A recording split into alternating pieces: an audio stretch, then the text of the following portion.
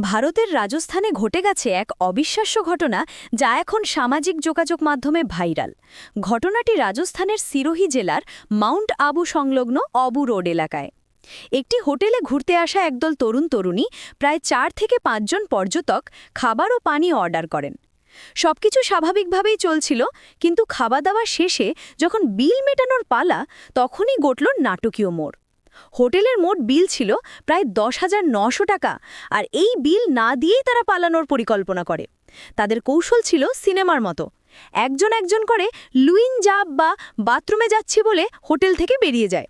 কিছুক্ষণ পর দেখা যায় সবাই মিলে গাড়িতে উঠে দ্রুত পালিয়ে যাচ্ছে। কিন্তু ভাগ্য তাদের সহায় হয়নি। হোটেল কর্তৃপক্ষ সঙ্গে সঙ্গে সিসিটিভি ফুটেজ দেখে পুলিশের সঙ্গে যোগাযোগ করে। রাজস্থানের পুলিশ তৎপর হয়ে ওঠে, গাড়ির রেজিস্ট্রেশন নাম্বার ট্র্যাক করে খবর পাঠায় সীমান্তে। অবশেষে গুজরাটের পথে যাওয়ার সময় ট্রাফিক জ্যামে আটকে পড়ে সেই গাড়ি, এবং স্থানীয় জনতার সহায়তায় তাদের আটক করা হয়। পরে হোটেল মালিকের সঙ্গে কথা বলে পুলিশ তাদের কাছ থেকে অনলাইনে পুরো বিল আদায় করে নেয়। এই পুরো ঘটনাটি ভিডিও সহ সামাজিক মাধ্যমে ছড়িয়ে পড়লে মুহূর্তেই ভাইরাল হয়ে যায়।